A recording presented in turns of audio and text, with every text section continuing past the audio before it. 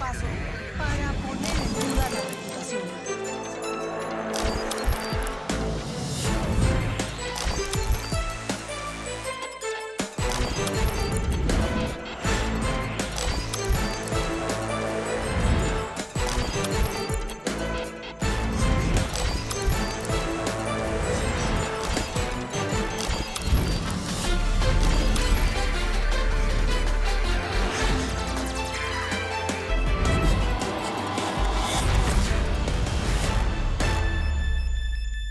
Muy buenas noches y bienvenidos a Los Informantes.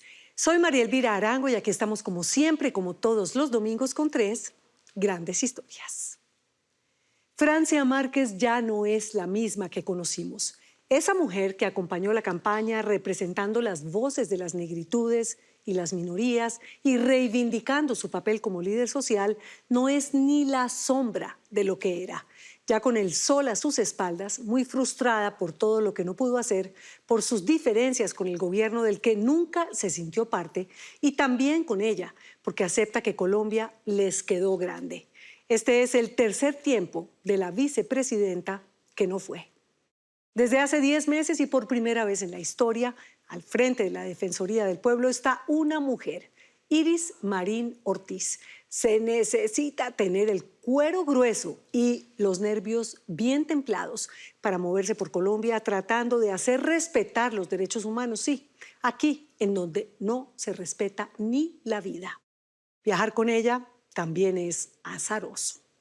Cargados con 1000 pajaritos de papel en la maleta y un mensaje de paz, acompañamos el viaje conmovedor de 3 jóvenes de La Guajira, de Boyacá y de Bogotá hasta Hiroshima, en Japón, para poner una cuota colombiana en un monumento que conmemora los 80 años de la bomba atómica que partió la humanidad en 2.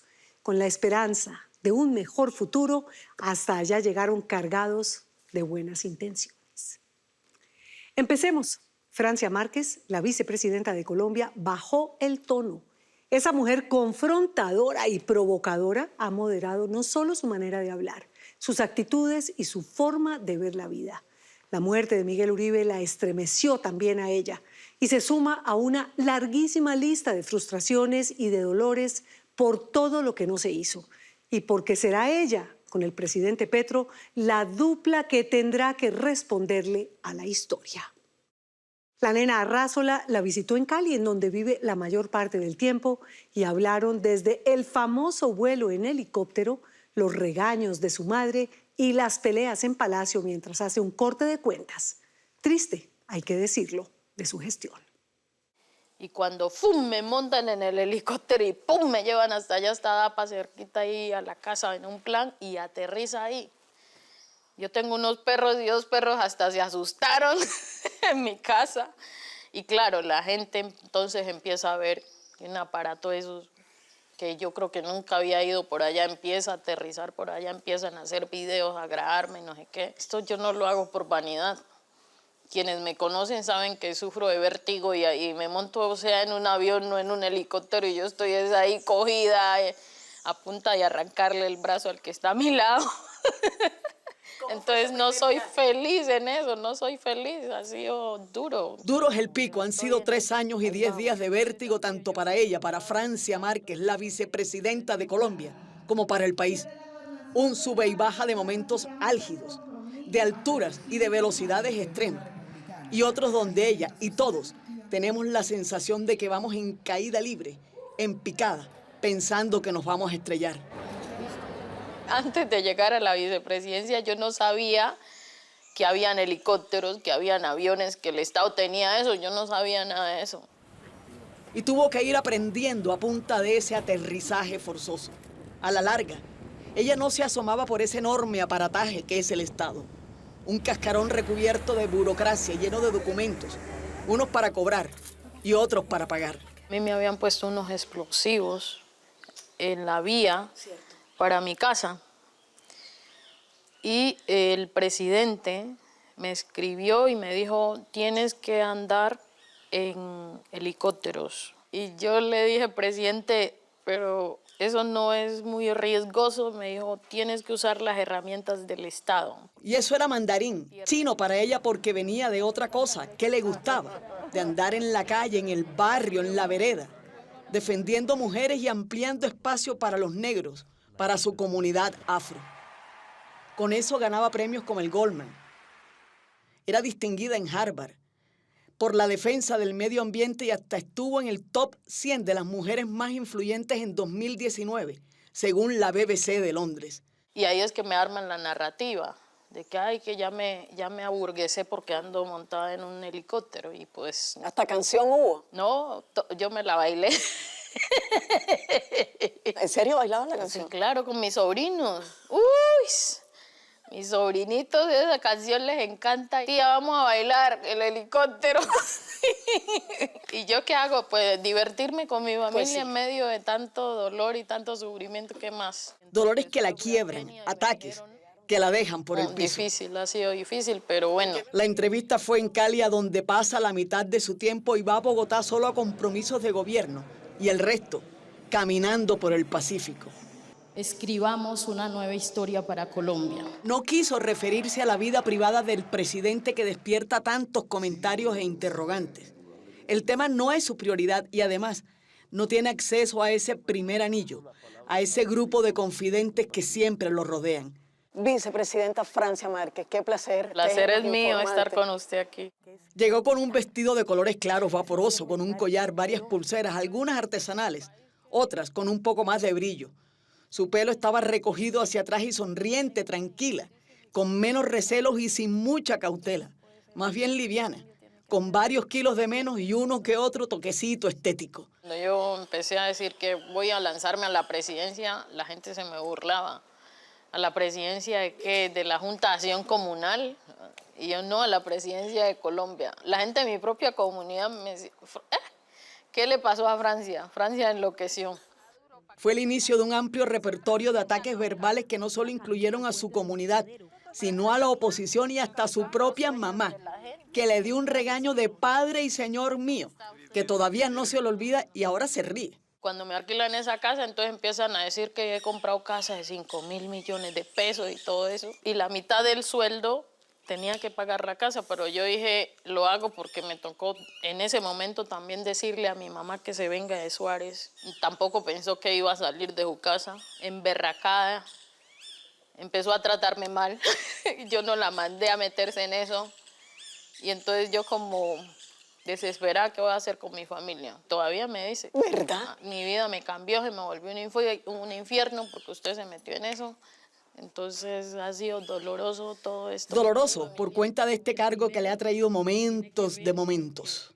Y ver todos esos ataques en redes sociales les duele. Entonces ellos no están contentos, mis hijos mismos no están muy contentos con todo esto. Pero en estos 3 años, ¿has vivido sabroso o no? La verdad, vivía sabroso antes. Vine acá a sufrir, literal. ¿Verdad? Así una paridera muy berraca. Hace 3 años era así, desafiante y hasta un poco engreída y suspicaz.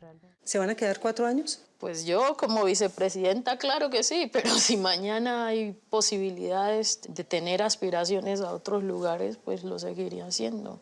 Esto es hasta que este país cambie. Los medios de comunicación para ella eran algo así como los malos del paseo.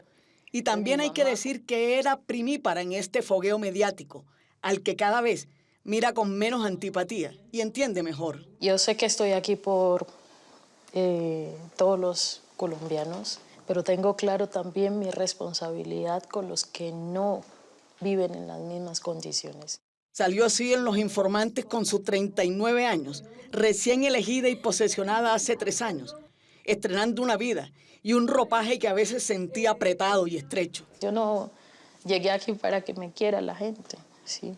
Sino para hacer cambios desde una política de amor y el cuidado, y entonces aquí estamos para eso. De ese momento, de este triunfo que la volvió noticia diaria, que cada cosa que dijera salpicaba en titulares y que pensaba que el cielo se podía tocar con las manos y que en un 2x3 se podía cambiar esto. Pensaba también que el cambio era rotundo, veloz y dinámico. También juro ante mis ancestros y ancestras hasta que la dignidad se haga costumbre. Ya sé cómo funciona el Estado, ya sé cómo funciona la inversión, ya sé cómo funciona la oposición también. Entonces es un aprendizaje importante. Y en otro de sus momentos también supo cómo funciona el fuego amigo, los ataques de adentro de su propio gobierno, de personas que ella creyó aliadas para montar el Ministerio de la Igualdad, que solo tenía eso, un nombre. Yo a Laura no la conocía, a Benetti tampoco no lo conocía, ni a usted lo conocía, pero he visto cómo la gente se comporta. Y yo sí tengo miedo, presidente, y tengo temor, y tengo preocupación que nosotros terminemos cegándole los sueños y las esperanzas a un pueblo. Yo espero que usted esté tomando la decisión correcta. Mis discusiones con Laura Sarabia fueron sobre eso, porque ella era la directora del DAPRE, entonces a ella le tocaba apoyarme para que rápidamente avanzara. Yo sentí que fue una traba, que me puso obstáculos, que no me ayudó. No tuve una aliada para avanzar en crear una institución. Y para nombrar la secretaria general, la primera funcionaria, imagínense, me decían, tiene que nombrarlos en la página del ministerio. ¿Cuál ministerio? Si no existe. Me tocó pedirle a Función Pública un concepto para que me permitiera nombrar a esa primera persona en la página del DAPRE. Tocó sacar que el PIN, que el token, que el CHIC, la personería jurídica, la representación legal. No tenían ni sede, ni presupuesto, ni gente, ni nada. Y todo, según va contando ella misma, el trámite se quedaba estacionado en el DAPRE. Y yo me empecé a decirle al presidente, siento que me están bloqueando. Sin equipo, yo no podía avanzar. Y a veces una hoja de vida se demoró hasta 3 meses para hacer publicada una hoja de vida de los equipos técnicos que yo necesitaba. ¿Y de quién dependía eso, vicepresidenta? Del DAPRE. Directamente Laura Sarabia. Sí, señora. ¿Y qué razón le daban a usted cuando usted hacía el reclamo? Yo me pasaba peleando, llamándole a Laura, mire, necesito que me ayude con los equipos, necesito que me publique las hojas de vida, necesito tener equipo para poder avanzar rápidamente. Y bueno, vice, sí, pero no pasaba. Entonces, y estalló aquí. Así, presidente, que aquí estoy, camino con usted hasta donde usted diga, pero no soy la que viene a obstaculizar un proyecto de país, pero tampoco vengo a guardar silencio sobre las cosas que considero no están bien. Y de nuevo, estalló acá en Cali el 25 de julio de este año, cuando dijo que quería gritar. Tengo ganas de gritar. Tengo ganas de contar cómo este país nos arrastra en sus narrativas de exclusión, nos asfixia en sus desconfianzas y luego nos culpa por no respirar. Que estaba aburrida de que la usaran solo para la foto. Se nos quiere en la foto, pero no en la toma de decisiones. Tal vez por eso, en este nuevo momento de la vicepresidenta llegó así, liviana y descargada, pero sabiendo que tiene que aclarar que la culpa que le echan a ella es compartida, que según dijo con sus propias palabras, ni el Ministerio de Hacienda le dio la mano. Cuando presentamos el proyecto en el Congreso, con mensaje de urgencia por parte del presidente, el ministro de Hacienda en su momento no presentó o presentó un concepto de viabilidad fiscal ambiguo. Y eso hizo que la oposición lo usara para demandar al ministerio. Y por eso es que estamos ahora en esta situación de que la Corte Constitucional dijo que se violó ese principio de planeación y que se tiene que presentar nuevamente al Congreso el proyecto. Uno podría interpretarlo como una emboscada palaciega, quién sabe. Es que los ataques de adentro se sufren mucho más que los de afuera. Y en ese sentido, de pronto, por eso le cayó tan mal esta frase del presidente. Y a mí nadie que sea negro me va a decir que hay que excluir a un actor porno que creó el sindicato de trabajadores sexuales. Para mí, que he vivido el racismo y que sé lo que significa el racismo, pues fue doloroso, habiéndolo acompañado a movilizar a la población afro. Como siempre ocurre con este tipo de altos funcionarios del Estado, las agendas para las entrevistas son muy ajustadas y el tiempo se cumple a rajatabla. No ve, eso sí, la hora de entregar este cargo. que terminó amplificando su voz, pero también la llenó de incertidumbres, aunque haya hecho escuelas y puestos de salud en su entrañable Pacífico. ¿Te gustaría la reelección?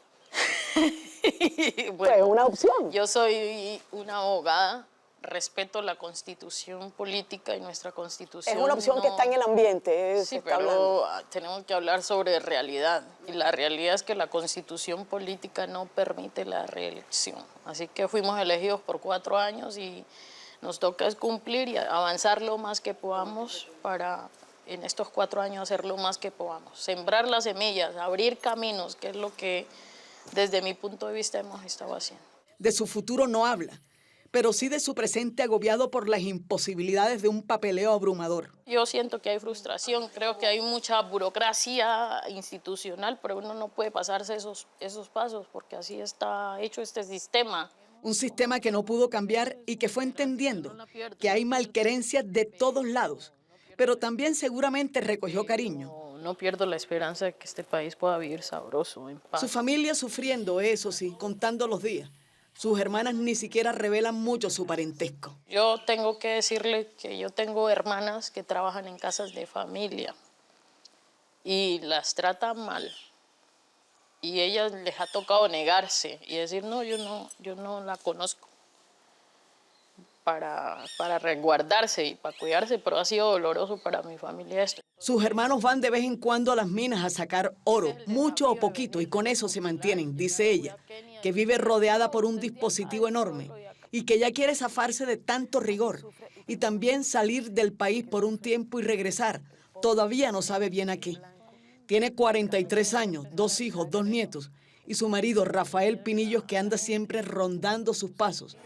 Se podría decir que Francia no es ni sombra de la que entró, pero no. Sigue retadora y con ese mismo ímpetu. Pero se nota que va de salida, está contenta y se ríe más, aunque las críticas no le resbalan. Y se lamenta de esa distancia que hoy tiene con el gobierno, con esta misma gente con la que se subió a la tarima hace 3 años. Tiene claro que la provocación viene de todos lados y se molesta porque no logró bajar el tono a la discusión en Colombia. El miércoles pasado, en las exequias de Miguel Uribe, nadie del gobierno asistió por petición de la familia del senador. Eso, claramente, no hace parte de ese catálogo de vivir sabroso. Y estamos a años luz de volver la dignidad una costumbre. Y aquí seguimos firmes hasta que la dignidad se haga costumbre.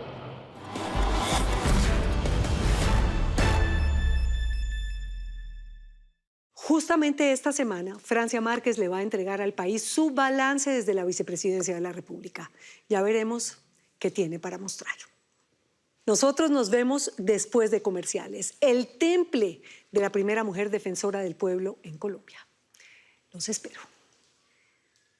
Iris Marín, la primera defensora del pueblo, hace lo que puede con buenas intenciones al frente de una institución que recorre el país recibiendo quejas y reclamos, pero que tiene pocos dientes para actuar.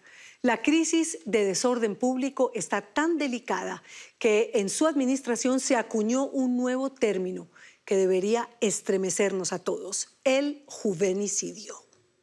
José Monsalve navegó con ella por el río San Juan en el Chocó. Las aguas están turbias y caudalosas. Miro mi chat y ahorita me llegaba la foto de un niño que mataron hoy en el Catatumbo, de 12 años, pero en la mañana estuve en la presentación de un informe sobre violencia contra las personas LGBTIQ+, pero recuerdo que el año pasado hubo más de 840 feminicidios, pero recuerdo las comunidades confinadas o desplazadas o las personas privadas de la libertad en condiciones de hacinamiento, que son tratos crueles e inhumanos que se han normalizado, las familiares de las personas secuestradas, con los niños y niñas reclutados. Realmente decirte cuál es el problema más grave sería muy difícil, porque es negar cada dolor de cada persona. La galería de barbaridades, las tragedias que debe atender la defensora del pueblo a lo largo y ancho de este valle de lágrimas son tantas y de tal dimensión que no se sabe cuál es peor. ¿La guerra, el conflicto se está agravando? Sí, me gustaría decir que no, pero sí. Nosotros vemos muchas dificultades en ciertos territorios en el Bajo Cauca, en el sur de Bolívar, en el Magdalena Medio, en el Catatumbo obviamente, en Arauca, en Cauca, en Putumayo. Ayer estuvimos en Bajo Calima. Hay zonas del territorio, no puedo generalizar, hay algunas zonas del territorio donde no hay control territorial del Estado y la gente está completamente sola y abandonada en medio de una violencia extrema. La misión de la Defensoría del Pueblo es proteger y promocionar los derechos humanos, una labor particularmente cuesta arriba cuando se trata de hacer eso en un país llamado Colombia. La alerta temprana, como indica su nombre, es un diagnóstico con unas recomendaciones para evitar que riesgos que ya vemos que vienen en camino no se concreten. Nos piden que volvamos las recomendaciones de las alertas tempranas obligatorias. Que se atiendan por obligación. Que sean obligatorias. Esto es increíble. La Defensoría del Pueblo fue creada con la Constitución de 1991 y en 34 años de existencia apenas es la primera vez que una mujer asume la jefatura. Y queremos que le haga una protección a ella, que es nuestra primera mujer en Colombia defensora del pueblo. Es un cargo precioso, de mucho servicio a la gente que sufre violencia y violaciones de derechos humanos, no solo por la guerra y el conflicto armado, sino por muchas injusticias en el país, derecho a la salud, por ejemplo. Entonces sí es un lugar de enorme honra y de enorme responsabilidad. Su nombre es Iris Marín Ortiz. Es una bogotana, abogada de la Universidad del Rosario, hizo escuela en la Comisión Colombiana de Juristas, luego trabajó en la Unidad de Víctimas en ONU Mujeres y fue magistrada auxiliar de la Corte Constitucional. Yo siento que al ocupar este lugar de ser la primera defensora del pueblo, es como que si estuviera representando a muchas mujeres. Yo les digo a las mujeres en las regiones, en muchas partes, en la defensoría, les digo, o sea, el país está lleno de defensoras del pueblo.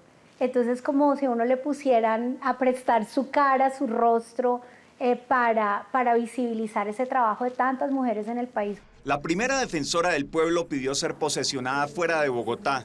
Así ocurrió el 24 de septiembre de 2024 en Chocó y desde entonces Marina ha insistido en operar sobre todo desde los territorios. ¿Cuántos viajes lleva la defensora? 40 y pico.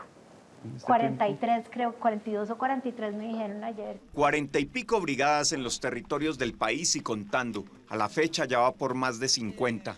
La fría y distante Bogotá. Quiero decir que amo Bogotá y soy bogotana. Ajá. Pero somos muy lejanos a nuestro país, entonces es como otro mundo. Acompañamos a la defensora a uno de esos viajes a la Colombia remota. Iniciamos volando desde Bogotá a Quibdó. Está la gobernadora y el alcalde que ya viene. En la capital de Chocó se reunió primero con líderes sociales que dieron cuenta de un panorama simplemente escalofriante. 2020 a 2025, por lo menos la Comisión Vida, Justicia y Paz ha documentado con nombre y rostro 600 personas asesinadas en Quibdó. Frente a los temas LGBTIQ+, que hoy en el Chocó están retrocediendo. Y el conflicto armado está atacando a las personas LGBTIQ+. Que tengo un hijo que me da miedo mandar al centro a comprar porque no sabemos en qué balacera caiga y mate a mi hijo. Y ese reclutamiento hoy nos tiene a todos nosotros con nuestras escuelas vacías, nuestros centros educativos vacíos, con docentes con 2 niños. Aquí estamos y aquí vamos a seguir trabajando de la mano de ustedes. Después, la defensora se reunió en privado con el alcalde de Quibdó y la gobernadora del departamento para transmitirles los ruegos de la comunidad. Y bien temprano salimos por tierra hacia Ismina. Este pueblo a orillas del río San Juan puede ser algo así como la capital de la minería ilegal. Ni el tiempo ni el desarrollo se han asomado por acá. Ismina parece una población de hace 2 siglos. Vamos a ir aquí por el río San Juan, vamos a visitar unas comunidades que han estado afectadas por paros armados. Es una zona de presencia del Clan del Golfo que se está disputando el territorio con el ELN. Así es, nos embarcamos en un recorrido de poco más de 2 horas hacia el medio San Juan. El ingreso aquí es un ingreso reducido. Ayer lo veíamos en las organizaciones que decían que hay zonas donde solo ingresa la Defensoría del Pueblo y la Iglesia Católica. A donde vamos es una de esas zonas son comunidades que además de pronto vamos a encontrar que no vayan a hablar tan abiertamente de las situaciones, porque hay mucho miedo, hay mucho control territorial. La idea es Lo de que la movilidad por acá es muy complicada nos lo dejó bien claro el defensor regional. Las actividades de control social de los grupos armados ilegales en esta zona incluyen la prohibición total del uso de dispositivos electrónicos en el estuario fluvial, inclusive celulares, y también la revisión de esos equipos y los controles que ellos hacen a lo largo del río. Entonces es una prohibición que puede costar incluso la vida. O sea, nada de celulares, cámaras. Y tomar registros, fotos, nada de eso. Hay un caso de un médico que estaba haciendo su rural en el municipio del litoral de San Juan y venía tomando fotos del paisaje. A ese médico lo desaparecieron. Así que tuvimos que guardar los equipos un buen rato. Efectivamente, más adelante, hombres del Clan del Golfo ordenaron orillar las lanchas y solo pudimos continuar luego de que verificaron que no llevábamos medicamentos para los helenos. ¿Y hasta qué hora la gente puede circular por el río? Cada vez hay menos posibilidades de circular. Ahora se dice que hasta las 5 de la tarde, pero en otras zonas del departamento, como en Bojayá, es hasta las 3 de la tarde. A pesar del régimen del terror que manda por acá, la defensora logró visitar comunidades como Noanamá y San Miguel, escuchó a los habitantes y coordinó uno que otro auxilio urgente. Después regresamos a la cabecera de Ismina y al día siguiente hacia Tadó. Llegamos, tuvimos un retrasito, pero ya llegamos. Llevamos 3 días recorriendo Chocó y la gente solicitando todo tipo de ayuda. Viendo todo ese panorama, ¿usted cree que Colombia es un estado fallido? No, no creo que Colombia sea un estado fallido. Creo que es un estado con muchos retos y muy desigual. Yo creo que es un problema estructural y estos días que hemos estado aquí en el Chocó, uno sí que se da cuenta cuál es la diferencia entre un niño que nace en el barrio Rosales en Bogotá, que es el barrio donde yo vivo, quiero decir, sí, y una niña que nace en una comunidad indígena en el Chocó. Y marca completamente la diferencia porque tienen oportunidades completamente distintas. Tenemos una constitución maravillosa que no llega a todos los territorios. Defensora, y restricciones en la movilidad como el retén de ayer del Clan del Golfo en el río San Juan es además el día a día para las comunidades, ¿no? Sí, en muchos departamentos del país vemos restricciones a la movilidad, confinamientos, restricciones de horarios de la movilidad. Estuve recientemente en el Guaviare, y en el Guaviare pues es evidente que hay esas restricciones inclusive para los alcaldes. La defensora siente indignación cuando a falta de autoridad pública, los que deciden quién puede entrar y quién no a ciertas zonas son los grupos ilegales. Es la condición que tenemos para poder pasar a acompañar a las comunidades, porque no hay otra vía de paso y esa es la realidad y ese es el trabajo de la Defensoría del Pueblo, moverse a ellos, si no, no llegaríamos. ¿Y hace ese trabajo con miedo, defensora? Sí me doy campo de evaluar las consecuencias, ¿sí? Es decir, uno sí tiene que evaluar muy bien qué viene después de pasarme por un retén, qué viene después de hacer una declaración y uno asumir el riesgo y evaluarlo muy bien y ver la mejor manera de hacerlo. Pero trato de no tomar la decisión por el miedo, pero sobre todo porque es que no soy una ciudadana de a pie. Claro. Porque si uno es una ciudadana de a pie, uno dice, ay, no, mejor no voy por allá porque eso qué peligro. Pero digo, pero si la defensora del pueblo no va por allá porque qué peligro, entonces qué mensaje le estamos mandando y estamos dejando sola a la gente. Entonces sí me da miedo porque soy humana y hay días que uno le da más miedo que otros, pero en general trato de manejarlo de esa manera. Pero no es la primera vez que la Defensoría del Pueblo ve limitado su trabajo por razones del conflicto. En Cumbitana, Nariño, nos cerraron el ingreso desde el año pasado cuando asesinaron al personero, las disidencias, pero recientemente pudimos entrar y hemos abierto canales humanitarios. La situación es tal que se ha acuñado un nuevo término pavoroso, por cierto, juvenicidios.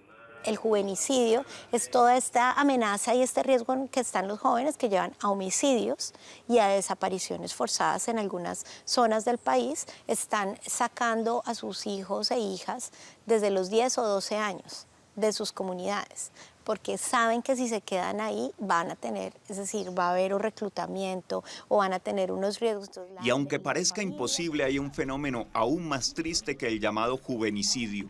Los suicidios de menores de edad que también ha venido subiendo, pero nosotros hemos venido trabajando hicimos una delegada nueva, que es la delegada del Buen Futuro de las Juventudes. Ajá. Y la idea es fortalecer el trabajo de la Defensoría del Pueblo a través de acompañamiento psicosocial y también el apoyo a iniciativas culturales, deportivas, artísticas, de movimientos y procesos de jóvenes. Pero no todo es desesperanza. La defensora es una madre más que dichosa. Ay, sí, yo tengo un hijo divino que tiene 20 años. Acaba de quedar campeona con el Expreso Rojo. Su estado civil es ennoviada y no se deja sacar la piedra fácilmente. ¿Qué me enoja? Ay, Dios mío santo. No, yo creo que le pregunten a mi equipo, no sé. Me gusta bailar, voy a un estudio, claro que cada vez menos, voy a un estudio de baile de música caribeña, barranquillero. ¿Y es verdad que le gusta la champeta? Pero bailo mal, o sea, pero mal, pero sí me gusta. Y si se le pregunta si a todos los colombianos se les han violado los derechos humanos de alguna forma, responde sin rodeos. Sí, yo creo que en Colombia tenemos una cultura de violación de derechos humanos más bien generalizada, donde, reitero, para unas personas y unas comunidades la violación de derechos es mucho más grave que para otras. Justamente por eso cree que sí hay algo que une y configura a este país, la desventura, el desgarro. Cuando fue el acuerdo final de paz y todo 2016. este tema del plebiscito, Ajá. y que ganó el no, yo me preguntaba qué nos une y yo pensaba, nos une el dolor. Yo creo que eso es algo extendido, creo que toda Colombia ha sufrido, todas las personas. Marín se define como feminista, lo dice con orgullo y aclara que no es radical. Nosotros no queremos ser la gran mujer detrás del gran hombre, pero tampoco queremos que haya un gran hombre detrás de nosotras. Nosotros queremos que caminemos uno al lado del otro. Eso es mi feminismo. Por eso le incomodó tanto la expresión del presidente Petro de muñecas de la mafia justamente en su posesión. Sí, muy desafortunado, muy estigmatizante decir que las periodistas son muñecas de la mafia. Muñecas, además solo instrumentos. Esta es la lucha de las mujeres por nuestra autonomía, porque nos crean que tenemos una visión propia, una posición propia y que no estamos siempre trabajando para alguien más que nos instrumentaliza. A pesar del panorama con el que lidia, abriga algo de optimismo y cree que el trabajo de la Defensoría contribuye a que las cosas mejoren en alguna medida. El derecho a la vida es mucho más que el derecho a no estar muerto. Entonces es el derecho a la vida digna, ¿sí? Es decir, no solo poder respirar y de alguna manera, sino tener el derecho a la alimentación, a la salud, a la recreación, a la felicidad, a los sueños. En Colombia todos los grupos armados reclutan, lo que pasa es que lo hacen con diferentes modalidades. El que más reportes recibimos es de las disidencias de Mordisco, pero en segundo lugar del resto de las disidencias, pero también está el Clan del Golfo y también está el ELN. Por eso una de sus banderas desde el primer día es actuar allá donde el Estado no asoma. La capital de la Defensoría del Pueblo son los territorios, son sus 42 regionales. Y por eso trato de viajar, si no todas las semanas, cada 15 días, y pasar casi más tiempo en las regiones que en Bogotá. Pero no es que crea que en Bogotá las cosas van viento en popa. Hace 30 años no teníamos un atentado, un aspirante a la presidencia de la República, entonces son hechos de alarma. El gran problema es que la alarma suena por igual en los campos y en las ciudades, incluso en las fronteras, ni se diga en Chocó. Triste y muy preocupada, sí, porque la gente está muy sola y no hay presencia institucional. Tristeza y preocupación, ese es el sentir de la Defensora del Pueblo luego de recorrer los territorios más abandonados del país. Nadie se lo contó. Le consta de primera mano que la situación es más que crítica.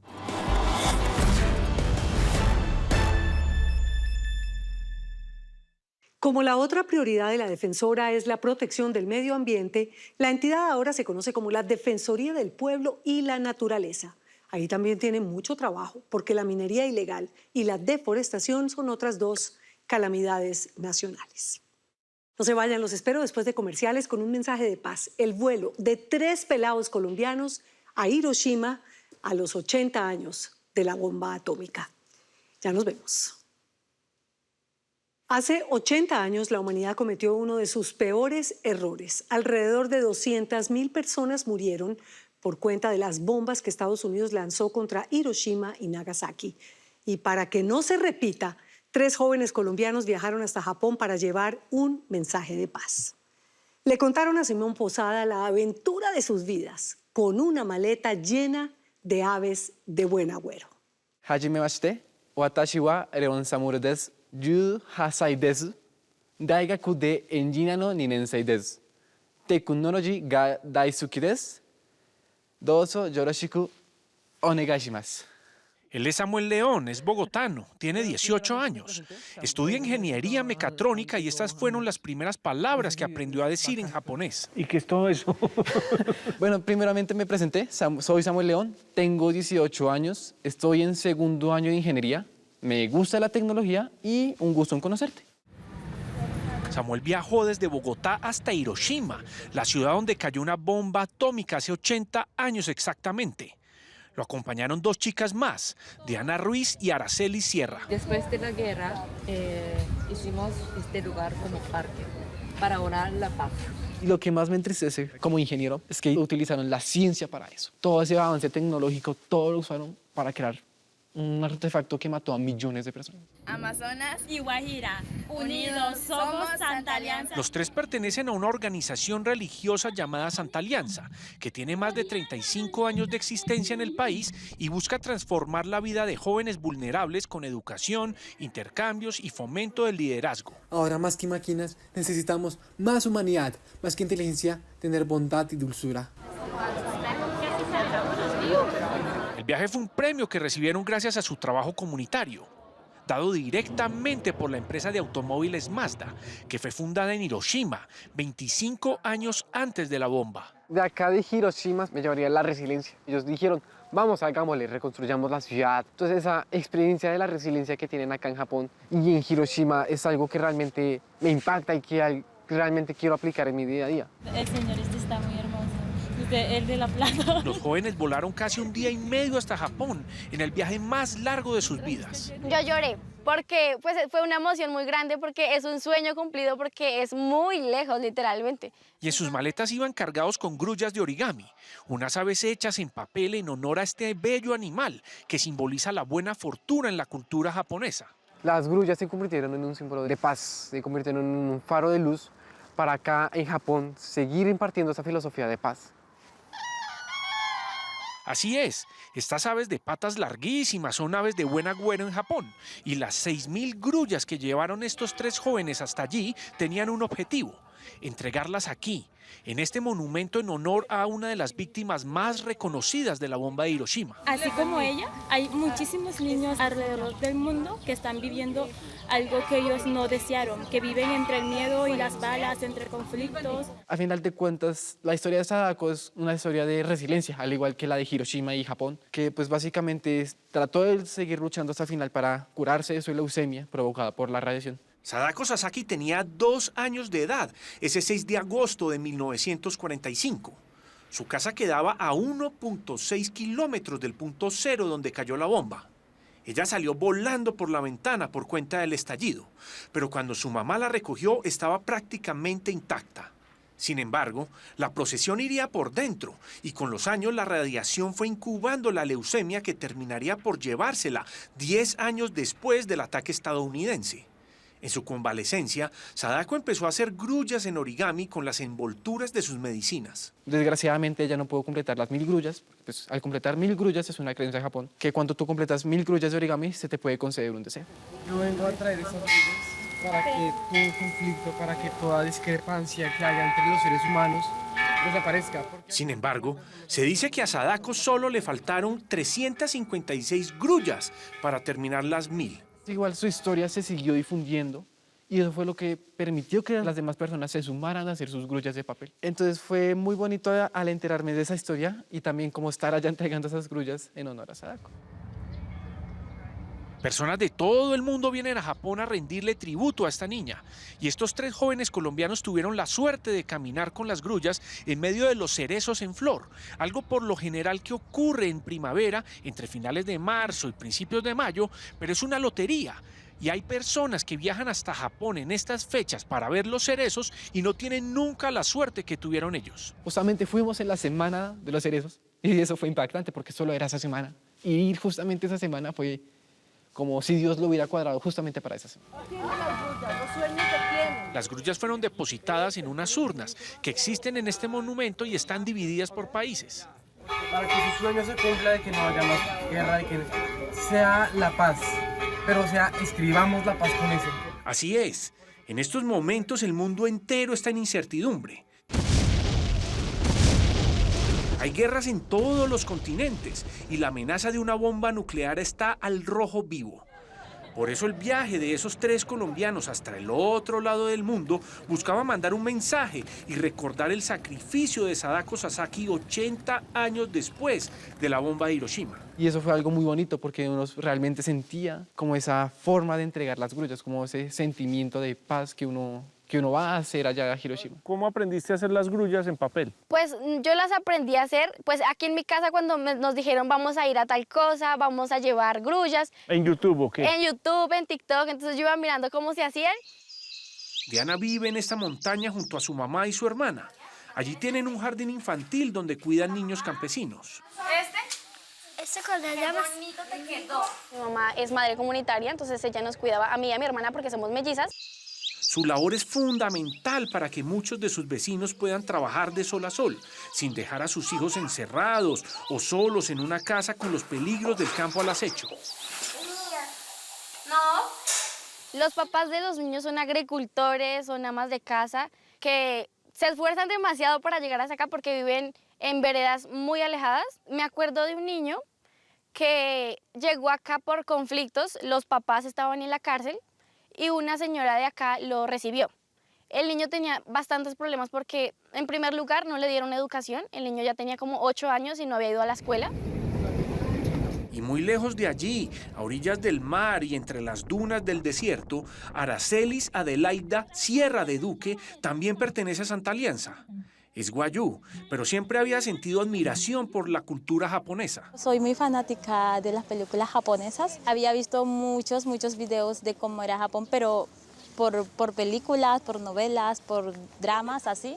Entonces yo me imaginaba que Japón era exactamente así como yo lo veía en las películas. Sin embargo, lo que Aracelis no vio en las películas japonesas fueron los baños. Como tampoco hablamos el japonés ni nada y tampoco hablamos inglés, entonces esas traducciones eran muy difíciles. Y nosotros al ver el botón teníamos como miedo de hundir algo y que nos saliera algo raro ahí. De hecho, una vez con Diana entramos al baño y entramos de espalda y sin querer pinchamos un botón y salimos corriendo porque no sabíamos qué iba a pasar. Me complace saludar a la Fundación Santa Alianza Colombia y a los Guardianes de la Navidad. Aracelis tiene 21 años, vive en Mayapo, en La Guajira, y estudia Administración de Empresas. En el año de 2022 se unió por casualidad a Santa Alianza, cuando terminó ayudándoles a repartir regalos en Navidad. Fue exactamente en diciembre. Estaba esperando un carro para ir a entregar unos papeles a la universidad. De pronto llegó un carro con una cantidad de regalos y me preguntaron por una comunidad en específico, que si yo lo conocía y que si podía servirles de guía. Yo los vi como que muy desesperados y yo me ofrecí y les dije, claro, los puedo ayudar. Hoy es líder en su comunidad. Enseña a leer a los niños guayú y sirve como traductora en brigadas de salud. La comunidad guayú es muy difícil de tratar, porque los papás pensaban que a través de sus fotos, a través de sus videos, yo obtendría como que un ingreso o algo. Entonces era muy difícil convencerlos de que no era así. Son niños que no saben escribir ni leer y tienen ya hasta 10 años, 7 años. Y yo he contado con ese apoyo de la fundación, con los útiles escolares, cosas así. Yo siento que he marcado tanto en la vida de los jóvenes que a veces se me acercan y me dicen que quieren vivir las mismas experiencias que yo vivo, que quieren viajar, que quieren... Entonces es como que brindar o poner como que ellos quieran salir adelante, que anhelen estudiar y que anhelen superarse para poder vivir nuevas experiencias. Inspirar, ayudar a que los jóvenes sean líderes en sus comunidades termina logrando eso, que con su entusiasmo y sus experiencias quieran llegar a ser como ellos, juiciosos, trabajadores, despiertos, curiosos e inquietos, que sueñen con ir tan lejos como Japón. Bueno, yo alcancé a ver el Monte Fuji en el tren bala, en el Shinkansen. O sea, tú ibas por la ventana del Shinkansen y era todo plano. Y de un momento a otro, el tremendo pico que es el Monte Fuji. y pues realmente se veía como flotando, por así decirlo, porque había una parte de la base que estaba cubierta con nube. Yo como que me mareaba de que pasaba tan rápido, entonces pues yo dormía pues a ratos porque yo decía, pues esto va muy rápido. Fue un viaje inspirador. Visitaron a Hachiko, el perrito leyenda que se quedó esperando por siempre a su amo en una estación de metro. Caminaron por la emblemática Shibuya, la zona más fotografiada de Tokio, y por ahí cerca lucharon con los palitos tratando de comer. También conocieron el Museo de la Bomba de Hiroshima. Me impactó mucho las frases que los niños les decían a los papás como papá ayúdame, papá me quema o cosas así y las prendas de los niños que estaban en vitrinas y así y los juguetes de los niños. Este carro está cumpliendo. Y, por supuesto, también visitaron la fábrica de Mazda y su museo. Si no, yo aprovecho y me voy. Esta compañía de vehículos fue fundamental para salvar vidas después de la tragedia. Distribuyeron medicinas y su planta funcionó como centro de operaciones y hospital de campaña. Este famoso vehículo de 3 ruedas que los jóvenes pudieron ver en el museo de la compañía fue fundamental para la reconstrucción de la ciudad. Nos vemos en Colombia. Mejor dicho. Allí aprovecharon y se montaron en el carro de sus sueños. ¡Qué locura! ¿Qué aprendiste en Japón que le puede servir a tu vereda y al municipio y a Colombia? Yo creo que la resiliencia, porque a pesar de que la bomba cayó allá y afectó a muchas personas, pudieron reconstruirse, por decirlo de alguna manera, y ellos se dieron cuenta que también cometieron un error, aceptaron su error y volvieron a construir un nuevo mundo, un nuevo comienzo para ellos. Ella es Sandra Dufay González, una de las fundadoras de Santa Alianza. ¿Cómo hicieron para volver a renacer, no? Nosotros estamos llenos de cosas en el corazón, ¿cierto? Me mataron a tal y yo voy y le mato a tal. Que por eso no hemos podido hacer la paz. Ella también viajó a Japón junto a Amanda González, una ingeniera que está en la fundación desde los 19 años. Y hasta allí, hasta Japón, llevaron un mensaje muy particular sobre la paz, que según ellas se debe escribir con S y no con la letra Z. Escribamos la paz con S de sociedad, de sonrisa, de sabiduría. Nos pusimos a hacer un estudio y decidimos que ahora en Santa Alianza y en el movimiento mundial que está trabajando la reestructuración mental de niñez, adolescencia y juventud, vamos a escribir una nueva historia escribiendo la paz con S. ¿Ese por qué? Ese de sociedad, de sonrisa, de sabiduría, de sapiencia, todo lo bueno que pueda haber por eso. La paz con S es el tema de reestructuración mental en los jóvenes y pues también en las comunidades de Colombia. Porque realmente la paz, como normalmente la escribimos, ya se convirtió en un sinónimo de guerra. Entonces no hay paz sin guerra, no hay guerra sin paz. Entonces la paz ya se convierte en la calma antes de la tormenta. Entonces la paz con ese, que la que queremos escribir nuevamente, es como no solamente esa tranquilidad, sino que queremos ir más allá. Así es, la paz y su búsqueda en Colombia se ha convertido en una bandera política de uno y de otro bando. Allá están los que buscan la guerra, allá están los que buscan la paz. El sentido con ese no es porque sí, sino que queremos escribir la S con ser humano, sensibilidad, de sentir, de sociedad, que es más que todo lo que necesitamos, para que pues, podamos seguir cambiando la mentalidad de nuestros jóvenes. Y es así como desde Hiroshima, 80 años después de una de las grandes tragedias provocadas por el mismo hombre y la ciencia, estos jóvenes crean una nueva paz, que empieza por algo tan sencillo como cambiar la letra Z por la S para llamar la atención. Una paz con S, que busca que no nos dividamos más.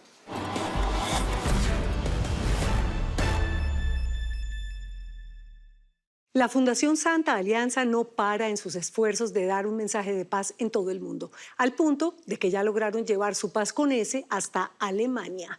Allá estuvieron sembrando un nuevo proyecto. Muchos éxitos. Si tiene alguna historia que contarnos, escríbanos a losinformantes@caracoltv.com.co o si quiere volver a ver alguna de nuestras historias, síganos en Facebook o en nuestro canal de YouTube y listo. Esperen Séptimo Día, aparentes redes silenciosas y letales que incluyen a mujeres señaladas de drogar con diferentes sustancias para robar a sus víctimas. No se lo pierdan. Nosotros nos vemos como siempre.